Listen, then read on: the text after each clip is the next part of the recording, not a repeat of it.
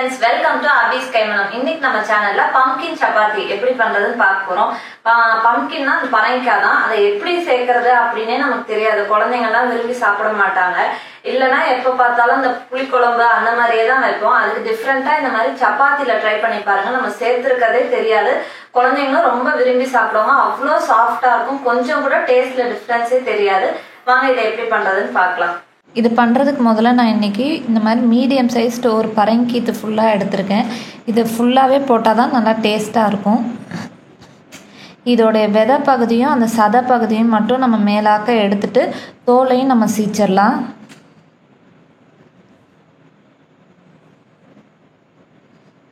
சில பரங்கிக்காய் சாஃப்டாக இருக்கும், சில பரங்கிக்காய் கொஞ்சம் ஹார்டாக இருக்கும். எந்த பரங்கிக்காவாக இருந்தாலும் இந்த சப்பாத்தியோடு செய்யும்போது நல்லா டேஸ்ட்டாக தான் இருக்கும். இன்றைக்கி நான் வாங்கின பரங்கிக்காயோடைய தோல் சீக்கும் போது கொஞ்சம் ஹார்டாக தான் இருந்துச்சு. ஆனால் டேஸ்ட் ரொம்ப நல்லா இருந்துச்சு. பார்த்தாலே தெரியும் தோல் கொஞ்சம் ரஃப்பாக இருக்கிற மாதிரி தான் இருக்கும். ஆனால் நல்லா தோலை நீக்கிட்டோன்னா டேஸ்ட் நல்லாயிருக்கும். இந்த மாதிரி ஃபுல்லாக எல்லா பரங்கிக்காயும் நம்ம க்ளீன் பண்ணி வச்சுட்டு இதை சின்ன சின்ன பீசஸாக கட் பண்ணிக்கலாம். அப்போ தான் ஈஸியாக வெந்து வரும். இதை நீங்கள் சட்டியில் போட்டு கூட வேக வைக்கலாம். ஆனால் கொஞ்சம் டைம் ஆகும். அதுக்கு நான் இந்த மாதிரி குக்கரில் வந்து இந்த பரங்கிக்காயை சேர்த்துட்டு கொஞ்சமாக உப்பு மட்டும் சேர்த்துக்கிறேன். ரொம்ப தண்ணி சேர்க்க தேவையில்ல. லைட்டாக இந்த பரங்கிக்காய் வேகிற அளவுக்கு மட்டும் சேர்த்துக்கோங்க. ஏன்னா தண்ணியில் எல்லா சத்தும் இறங்கிரும். நிறையா மாவுக்கு ஏற்ற அளவுக்கு நமக்கு இந்த தண்ணியே யூஸ் பண்ணிக்கலாம். அப்புறம் தண்ணியை வேஸ்ட் பண்ணிட்டோன்னா சத்தெல்லாம் வேஸ்ட் ஆகிடும். அதனால் இந்த மாதிரி மூழ்கிற அளவு மட்டும் தண்ணி சேர்த்துக்கோங்க. ஒரு விசில் வச்சாலே போதும், நல்லா குலைவாக வெந்து வந்துடும். அரைக்கிறப்ப தண்ணி தேவைப்பட்டுச்சுன்னா வேக வச்ச தண்ணியவே நீங்கள் சேர்த்து இந்த மாதிரி மையாக அரைச்சிக்கலாம். இப்போ நம்ம மாவை பிணைய ஆரம்பிச்சிடலாம். நான் 1 கப் கோதுமை மாவு எடுத்திருக்கேன். தேவையான அளவு உப்பும் 1 டேபிள் ஸ்பூன் எண்ணெயும் சேர்த்துட்டு முதல்ல இதை கலந்துடலாம். இது ஒரு தடவை நல்லா கலந்ததுக்கப்புறம் நம்ம அரைச்சி வச்சுருக்க பேஸ்ட்டை தேவையான அளவு ஊற்றிக்கலாம். எக்ஸஸாக ஊற்றிட்டோன்னா மாவு வந்து தண்ணியாக போயிடும். அதனால் தேவைப்படும் போது கொஞ்சம் கொஞ்சமாக ஊற்றிக்குங்க. இப்போ எனக்கு இன்னும் கொஞ்சம் பத்தலை, அதனால் மிச்சம் இருக்கிறதையும் சேர்த்துக்கிறேன். பார்த்தா மாவு கொஞ்சம் ஹார்டாக இருக்கிற மாதிரி இருக்குது. சப்பாத்திக்கு மாவு இன்னும் கொஞ்சம் சாஃப்டாக இருந்தால் நல்லா சாஃப்டாக வரும் சப்பாத்தி. அதனால் நான் மிக்ஸி அலசின தண்ணியும் இந்த பம்ப்கின் வேக வச்ச தண்ணியும் கொஞ்சம் சேர்த்துக்கிறேன். இப்போ பார்த்திங்கன்னா மாவு நல்லா இலக்கமாக இருக்குது. பிணையும் போதே நமக்கு தெரியும் நல்லா சாஃப்டாக இருக்குது. இப்படி இருந்தால் தான் வந்து சப்பாத்தி நமக்கு வந்து சுட்டு எடுக்கும்போது நல்லா சாஃப்டாக ரொம்ப நேரத்துக்கு நல்லாயிருக்கும். இது ஊற வைக்கணும்லாம் தேவையே இல்லை. உடனேவே நம்ம உருட்டி தேய்ச்சி போட்டுடலாம்.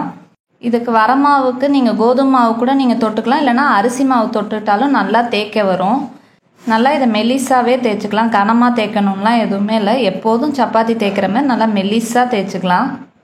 இப்போ கல் நல்லா சூடாக இருக்கணும். அடுப்பை வந்து ஒரு கான்ஸ்டண்ட்டான ஃப்ளேமில் வச்சுக்கோங்க. ரொம்ப ஹையில் வச்சாலும் கரிஞ்சு போயிடும். அதே மாதிரி சிம்மில் வச்சாலும் சப்பாத்தி ரொம்ப ரஃப்பாக ரொட்டி மாதிரி ஆகிடும்.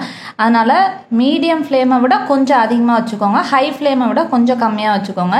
அதை குறைக்கிறது அட்ஜஸ்ட் பண்ணுறது எதுவுமே பண்ணவே தேவையில்லை. அப்படியே கான்ஸ்டண்ட்டாக வச்சுக்கோங்க. முதல்ல சப்பாத்தியை போட்டுட்டு ஒரு சைடு ஓரளவு நல்லா வெந்ததுக்கப்புறம் இன்னொரு பக்கம் திருப்பி போடுங்க. எண்ணெயே முதல்லே ஊற்றிட்டோன்னா சப்பாத்தி வேகாது. இந்த மாதிரி ஒரு சைடு வெந்துச்சுன்னா இந்த மாதிரி கலர் லைட்டாக சேஞ்ச் ஆகிருக்கும். இப்போ இன்னொரு பக்கம் திருப்பி ஒரு 30 செகண்ட்ஸ் விட்டோம்னா 2 பக்கமும் நல்லா இந்த மாதிரி கலர் மாதிரி வந்துடும். இப்போ இதில் வந்து 1 ஸ்பூன் எண்ணெய் ஊற்றிக்கலாம். அப்போ சப்பாத்தி நமக்கு நல்லா ஃப்ளஃபியாக வரும். எண்ணெய் ஊற்றினதுக்கப்புறம் டக்குன்னு திருப்பிடலாம். இது பம்ப்கின் சேர்த்துருக்கிறதுனால சப்பாத்தி நல்லா இந்த மாதிரி கோல்டன் கலரில் வரும். பார்க்கவே ரொம்ப கலர்ஃபுல்லாக இருக்கும். ரொம்ப சாஃப்டாகவும் இருக்கும். பிக்கும் போதே தெரியும் அப்படியே லேயராக வரும். ரொம்ப சாஃப்டாக இருக்கும்.